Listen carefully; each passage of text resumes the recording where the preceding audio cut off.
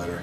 Triple option always, always challenges you in different ways, and that is a different triple option team. And I'm happy to say that we did a really, really good job across the board. And sometimes you don't realize it. We talk about triple option, and you think about our defense, and the reality is it's the whole picture, the ability to kind of do things together because of the limitations as far as how many possessions and different things that you get. And I think our guys really took that to heart. And I think across the board, all in all, we played, obviously it's only game 2, but the most, the word I'm looking for, but together football that we've had. Like I said, in game 2, the complementary football that you got to be able to do, I think is where we're going to have to continue to grow to be as good as we can be. And we did it today. Happy and excited about that. But there are some things that it doesn't help you for. Sometimes that triple option stuff doesn't help you on the next couple of weeks. So there's a turn the page and then being able to move on. But I think we answered some questions that maybe we had from last week, and the maturity and how we can handle things. To me, more than anything, that's what I'm most proud of after this one, is our ability to be mature, to handle the preparation and all that we had to do, and to come out and play like we did. How important was it on that second offensive possession? The first offensive possession blows up in your face, and then they come right back, and it looked like even the first offensive possession that blows up on a sack to start with. For us to still move it out to get it to a position where we could obviously punt the ball well, I still thought that was a little bit of the recovery and made me feel better about what we were doing.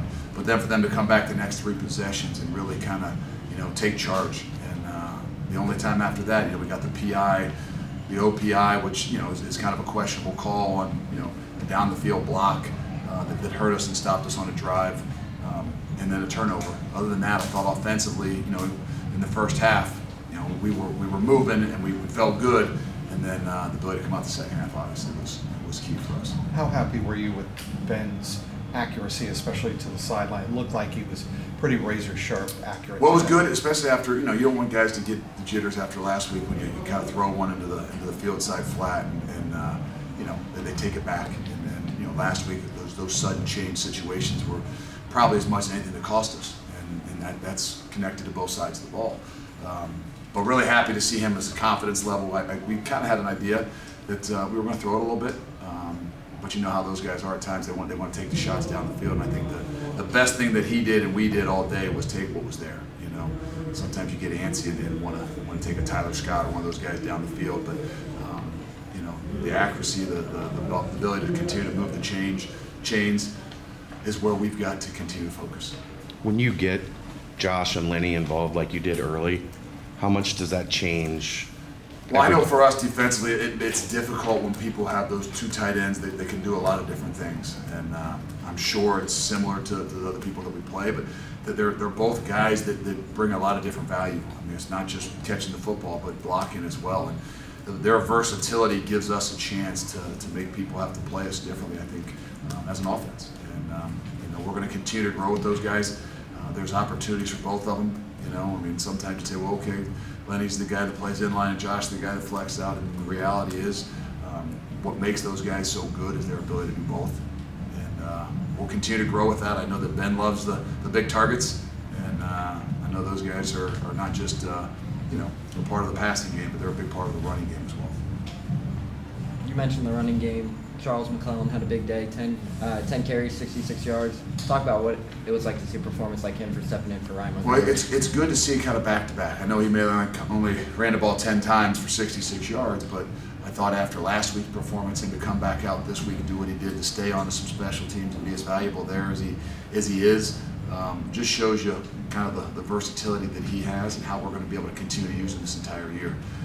We kind of said we want to figure out who those two running backs are, and then you got a third guy, usually. But it is a position that you're going to see probably three guys for a majority of the time. And as we continue to move forward, we'll see what kind of roles those guys kind of figure out. But I know that Chuck right now is kind of the guy that's the leader of that pack, and there's a lot of different things he can do for us. Was it important to get Miles back on his feet after? Yeah, young guy fumbles is tough. It always is, and I told you guys that the camp was to me the most difficult thing coming out of the camp was trying to figure out what you had at the running back spot, and it just you don't get those challenges of carrying the football in live action that often. And I don't want to say it's growing pains, but a lot of times with young guys, there are some growing pains. And hopefully Miles learned his lesson, that the ability to take care of the football is first and foremost.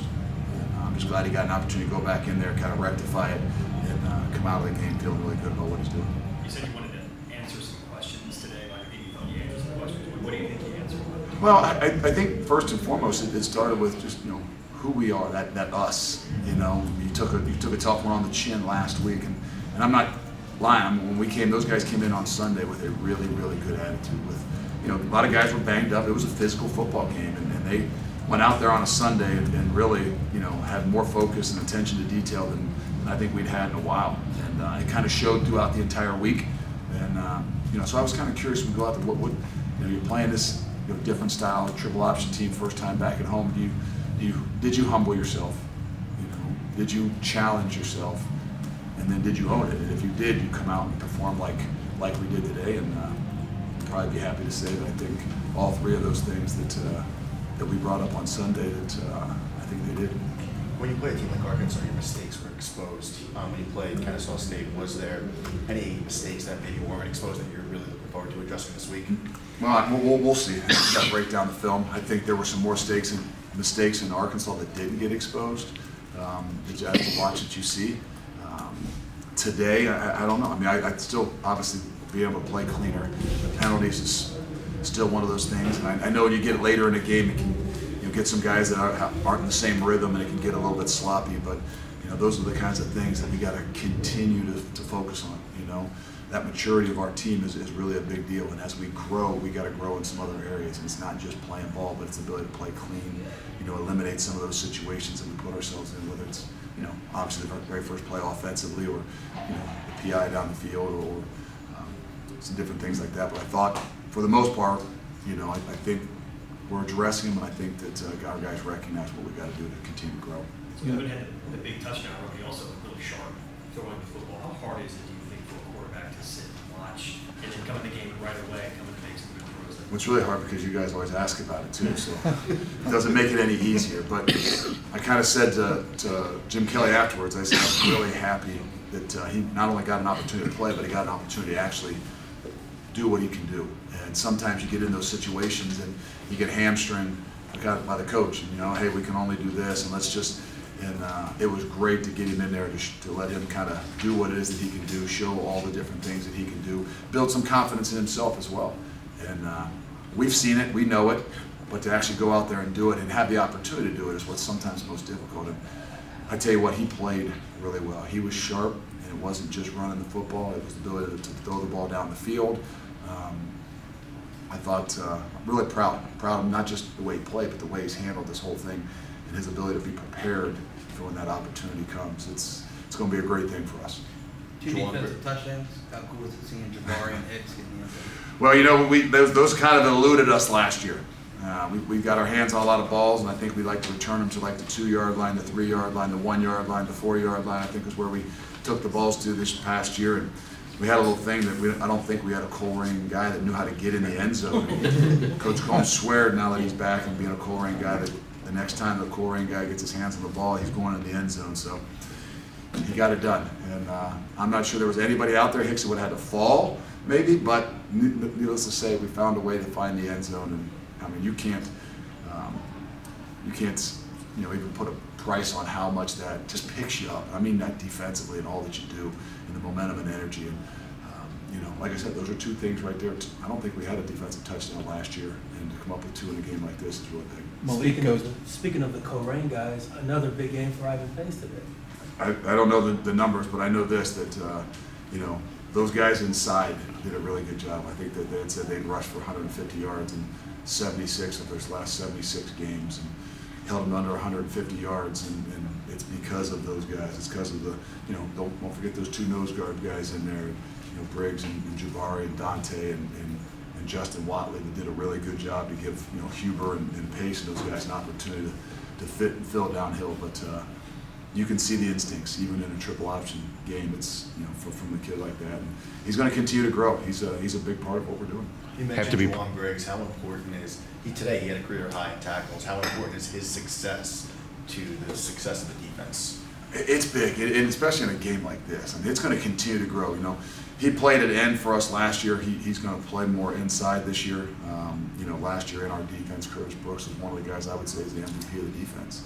You know, I know we had these pretty good corners out there that weren't bad, and some other guys that were pretty good players. But you know, in my opinion, being an old defensive lineman and nose guard, Curtis Brooks was one of the MVPs. And to fill those shoes is going to be a big deal. And the good thing is Juwan's going to do a great job, and he's going to have some help behind him so he doesn't have to play all the time. So Dante Corleone kind of stepped up today, and hopefully we'll get Dom Perry back here soon. I know a lot of people at home were probably going to the website and trying to figure out who number 57 was. But Ryan Mullaney had a really good day today when he was called upon. He did. He did a really good job, and he's going to be one of those guys that's going to have to continue to step up for us. You know, we've kind of said that. I really feel good about, you know, the way we play with some of our 3 defensive linemen stuff. But in order for us to really sustain and continue to grow throughout the year, we got to be able to play 7, 8 guys.